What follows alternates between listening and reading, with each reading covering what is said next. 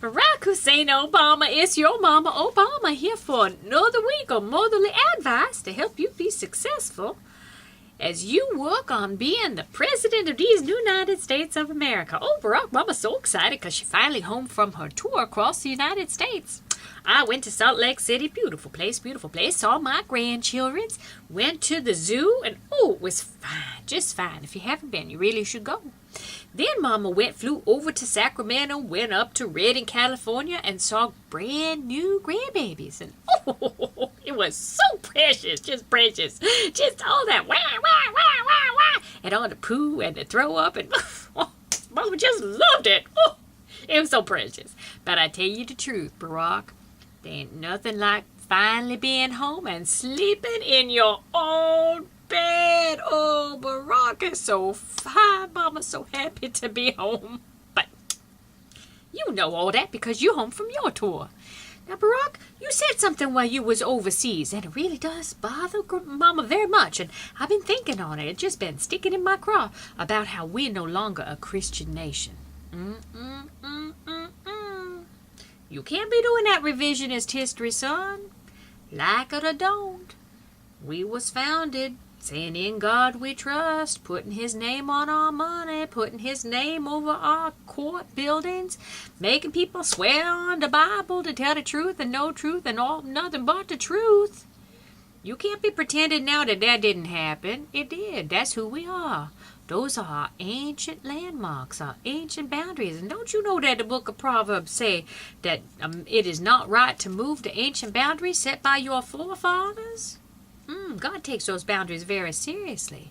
You start moving them and you're going to be cheating and oppressing some folk that grew up relying on what was right and what was wrong by what the good book say.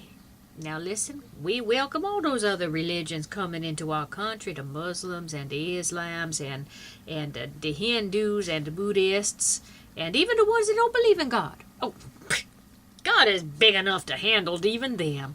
We welcome them and we say, come, enjoy what we have to give. But what we have to give started and depended on the good Lord himself. And on the social principles that we saw in the good book, on how we're supposed to treat him and how we're supposed to treat each other. And on that, we built our laws and our criminal penal code and everything else, and even our court system. So don't you go moving those ancient boundaries, boy.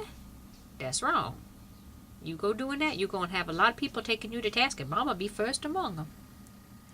But I got to tell you, I'm so proud of some of the other things you've been doing since you've been back. Now, I'm not real hard on you campaigning from this city and that city for your health care reform. Boy, just stay home and do your job. Besides that, it's nicer to sleep in your own bed. You think straighter.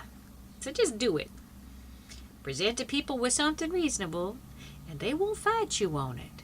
Present them with all kind of silliness that's going to cost them more money and not really going to give them anything as an outcome, and they're going to fight you tooth and nail. And son, I want you to remember, over 80% of the businesses in this country are run by small businessmen, which means less than 100 employees. You can't be beating those sheep. They're the sheep of your congregation. They're the ones that are going to hold you up and be your best fans if you treat them right. But if you beat them because they're doing the right thing and just paying their taxes and you coming and stealing it all to give it to businesses that didn't do their job good, that's not right. There's an automatic law of supply and demand in this country. It's how our democracy and our free marketplace has been established. And you know that when a company get in trouble, then one of the bigger ones that has the money and resources, they come buy them up and they take it over.